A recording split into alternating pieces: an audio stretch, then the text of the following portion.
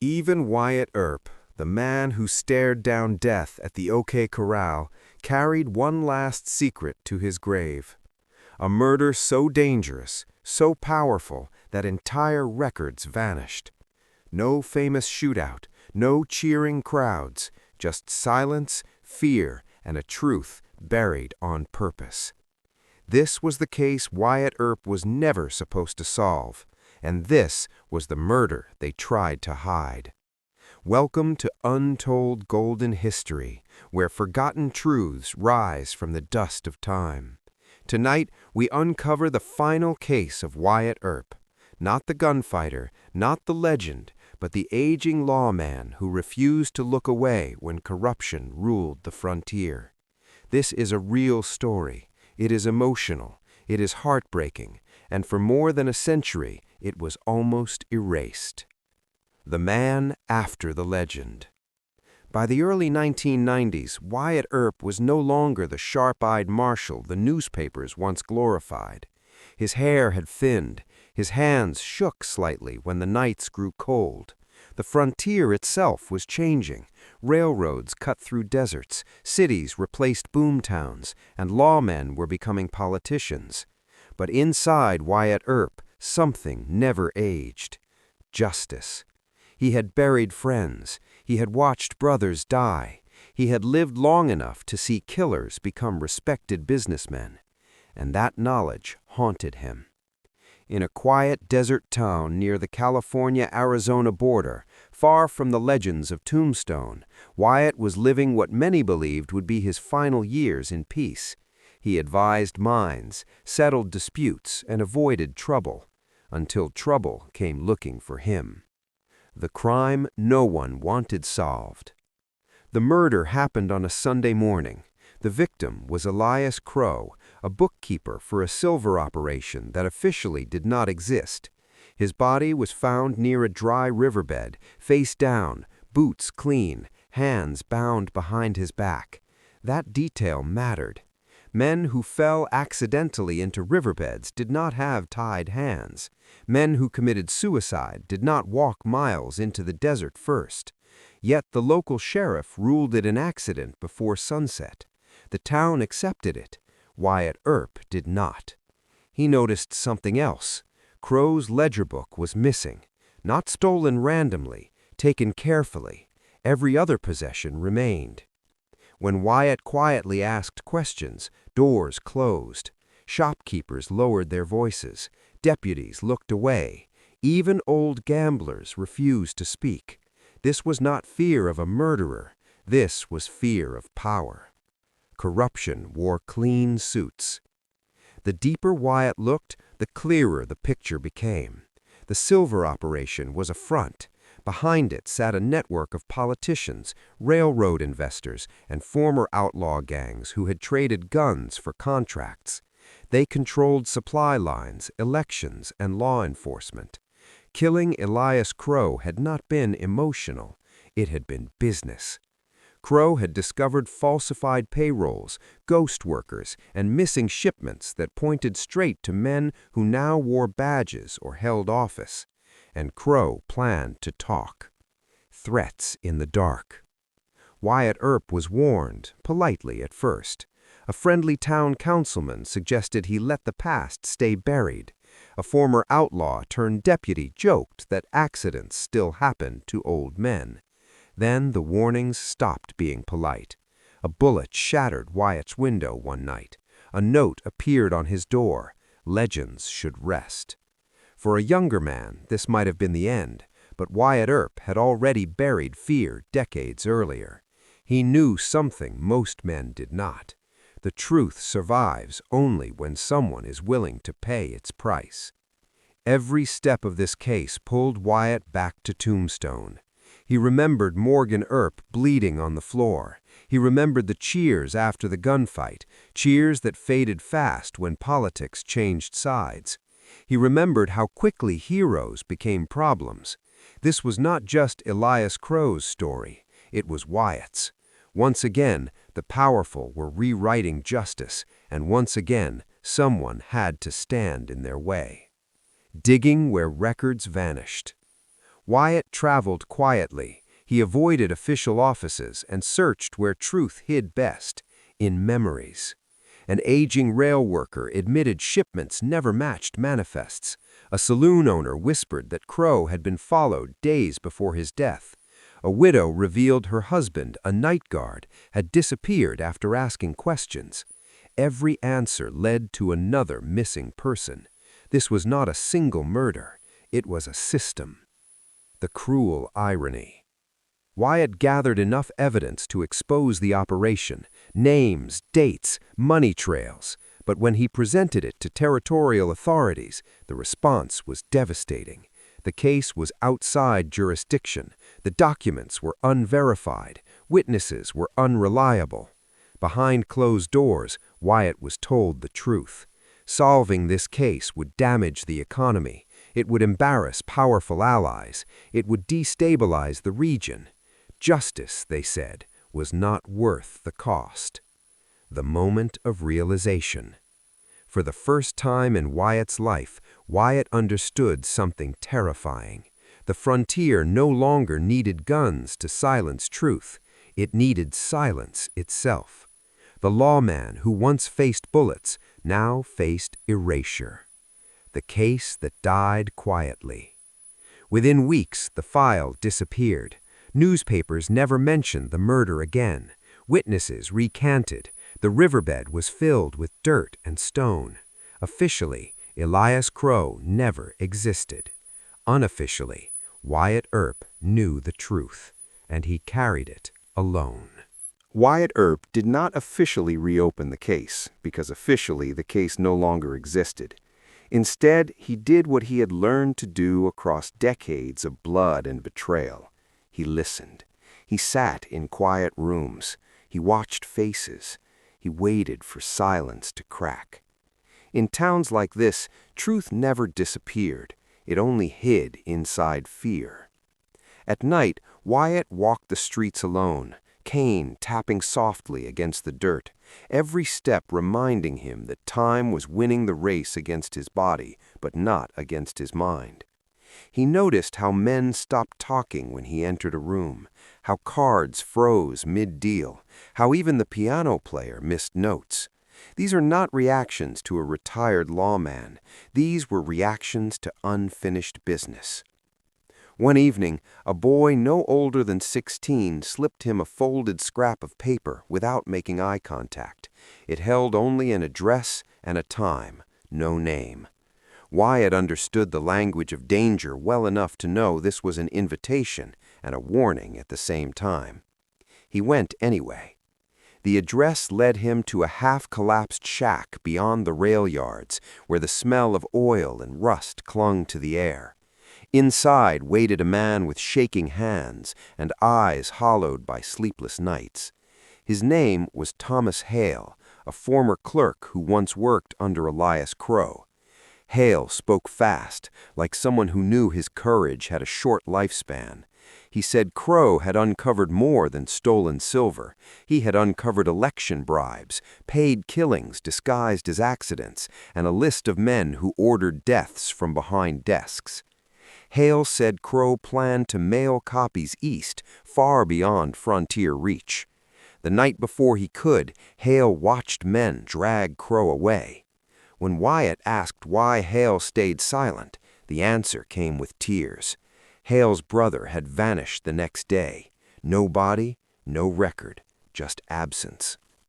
Wyatt left the shack knowing two things. The murder was only the surface, and time was running out. The next morning, the sheriff announced Wyatt was no longer welcome in official buildings. That afternoon, his bank account was frozen. By nightfall, someone tried to poison his food. This was no longer a warning. It was an execution delayed. Yet, even now, Wyatt refused to leave.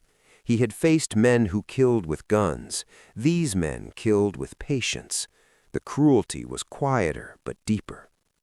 He began to write everything down, not in official ledgers, but in coded notes only he could read. Names became symbols, dates became weather marks. He trusted no one with the whole truth because the whole truth was dangerous. Flashbacks haunted him as he worked. He remembered the way Morgan smiled before dying, the way justice slipped away after applause faded. He realized then that history had always been edited, not written, and the editors were rarely honest. One night, Thomas Hale was found dead near the same riverbed as Crowe. The sheriff called it suicide. Wyatt stood over the body and felt something inside him finally break. This was no longer about solving a case. This was about surviving long enough to leave evidence behind. Wyatt sent fragments of his notes to 3 separate places, disguised as personal letters, each useless alone, but powerful together. He did not know if anyone would ever connect them, but he knew the system depended on isolation. If truth traveled, even broken, it became harder to kill. As pressure mounted, Wyatt saw the final realization settle, like dust after a gunfight. He would not win. Not here, not now. Justice would not come with arrests or trials. It would come later, through memory, through whispers, through stories no one could fully erase. When Wyatt finally left the town, no one stopped him. That silence was the loudest confession of all. Years later, when historians searched for records, they found nothing but gaps, missing files, closed cases. But they also found rumors, and those rumors led back to one aging lawman who refused to forget. Wyatt Earp's final case did not end with a verdict. It ended with a warning that sometimes the greatest crimes are not the ones committed in darkness, but the ones buried in daylight, and that even when justice loses, truth waits. Wyatt Earp left the town before dawn, not because he was afraid to die, but because he understood something far more dangerous than death, disappearing without a trace. If he vanished like Crowe and Hale, the truth would vanish with him. As the train carried him west, he watched the desert stretch endlessly, each mile a reminder that the frontier had always promised freedom while quietly protecting power. His body ached, but his mind refused rest. Every rattling wheel sounded like a question history would one day ask. Who decides which stories survive? In California, Wyatt tried to live quietly again, but quiet had abandoned him. He was followed. Letters went missing. Friends stopped replying. He realized the reach of the men he had challenged extended farther than he imagined. They did not need to kill him now. They only needed him forgotten. That realization hurt more than any bullet. Wyatt began speaking carefully, slipping fragments of the story into conversations, never the whole truth, only enough to plant doubt. A journalist listened, but never published. An editor said the story was too risky, too unclear, too old. The truth did not fit headlines. One evening, Wyatt sat alone and reread his quoted notes, hands trembling, not from fear, but from exhaustion. He wondered how many other men like Crowe had died believing the law would protect them, how many innocent families had been left with silence instead of answers. The cruelty of it weighed on him. These were not deaths of passion, they were deaths of convenience. Flashbacks returned, stronger now. He remembered standing tall in Tombstone, believing the badge meant something permanent.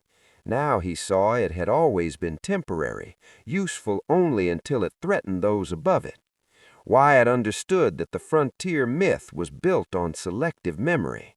Heroes were celebrated only when they served the story people wanted to tell. In his final years, Wyatt wrote letters that sounded like reflections, not accusations. He spoke of justice as an idea, not a system. He spoke of how truth survived longer than men. He never named the murder outright, but the shadows of it lived between his lines. When Wyatt Earp died, newspapers praised his legend and ignored his warnings. His final case was not mentioned. The men involved lived long lives, honored, wealthy, untouched. Or so it seemed. Years later, small cracks appeared, an archive misfiled, a ledger resurfaced, a historian noticed inconsistencies that would not align. The fragments Wyatt sent began to find each other.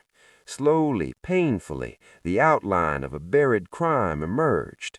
Not enough for trials, enough for realization that justice had been denied on purpose. Wyatt Earp did not solve his final case in life, but he ensured it would not stay buried forever. His struggle became a quiet inheritance passed through time. The frontier moved on, but the truth followed, waiting, patient, unkillable. Wyatt Earp's absence did not end the story. It only changed its rhythm, like a drumbeat heard from farther away, but still steady, still impossible to ignore. In the years after his death, America rushed forward, chasing progress, celebrating new heroes, building monuments that preferred clean legends over complicated truths.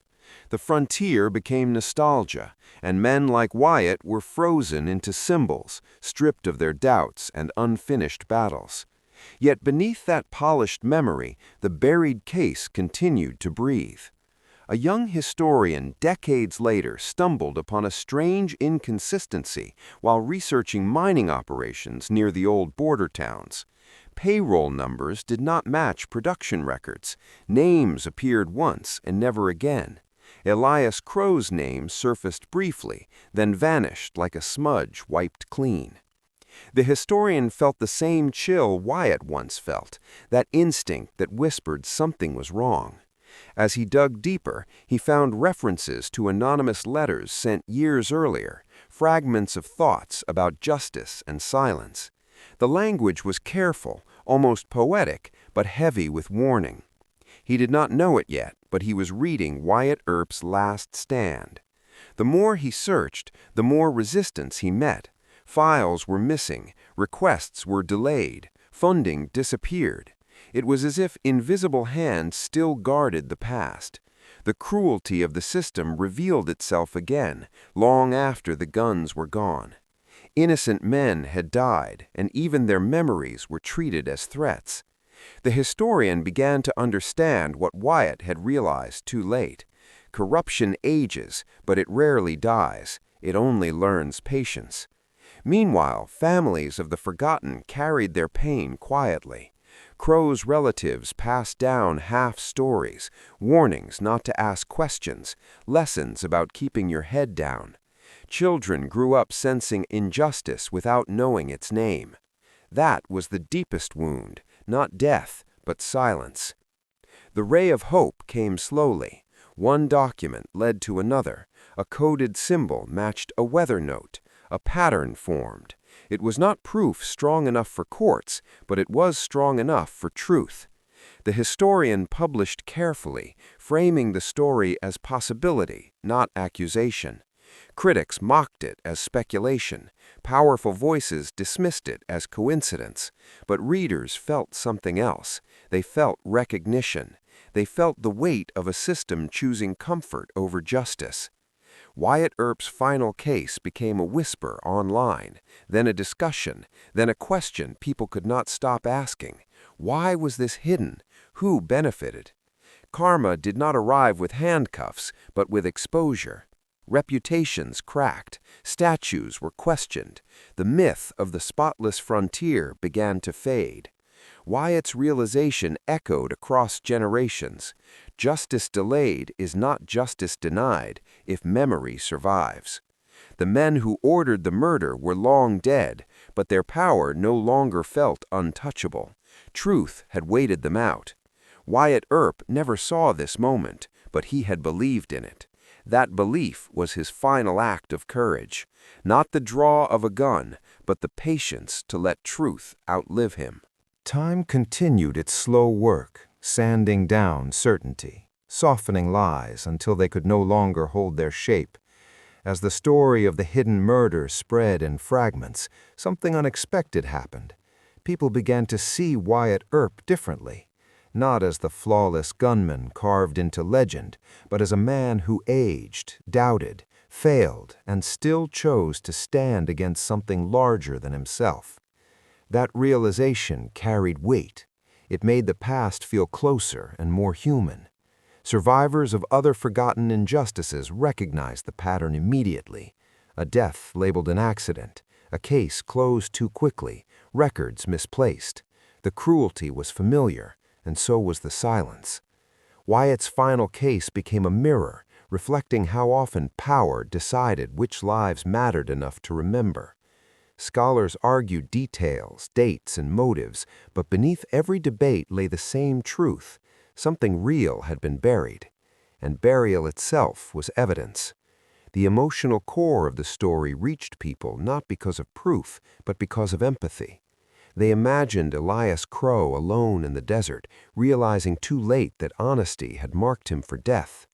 They imagined Thomas Hale watching his brother disappear, knowing silence was the only shield left to him. They imagined Wyatt Earp, older and tired, understanding that his greatest enemy was no longer a man with a gun, but a system with patience. Flashbacks woven through the narrative made the cruelty unavoidable. Each step forward in time echoed backward, connecting past and present into one long struggle. The ray of hope came not from courts or governments, but from memory itself. Teachers began mentioning the case as an example of historical omission. Documentaries questioned the myths they once repeated. Viewers felt anger, sadness, and a strange comfort in knowing they were not alone in sensing that history often lied by omission. Karma arrived quietly again.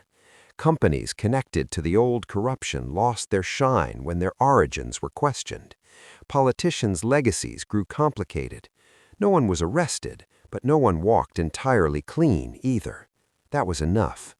Wyatt Earp's realization became complete only in hindsight. He had not failed. He had changed the battlefield.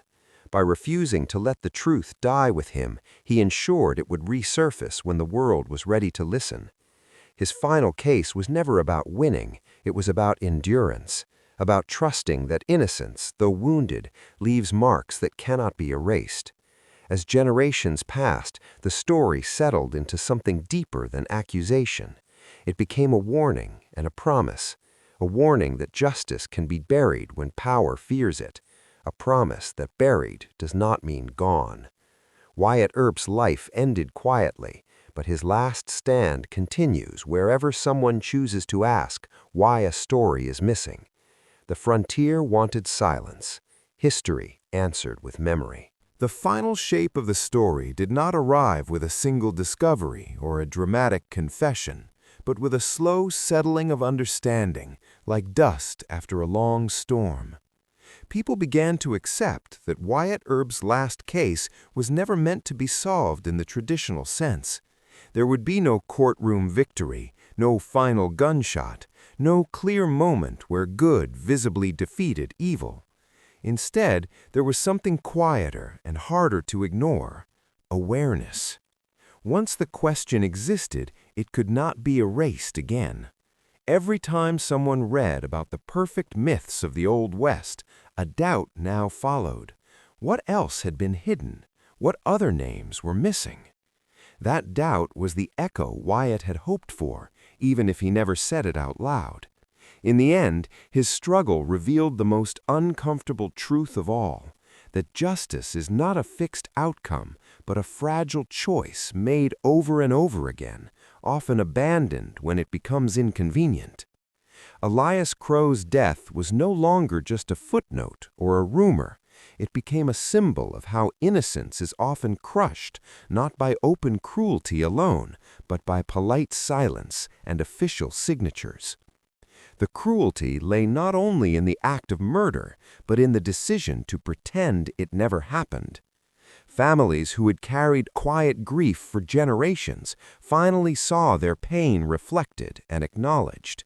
That recognition mattered. It did not bring bodies back or punish the guilty, but it restored dignity to the forgotten. Wyatt Earp's role in all of this emerged clearer with time. He was not the unstoppable lawman of legend in this chapter.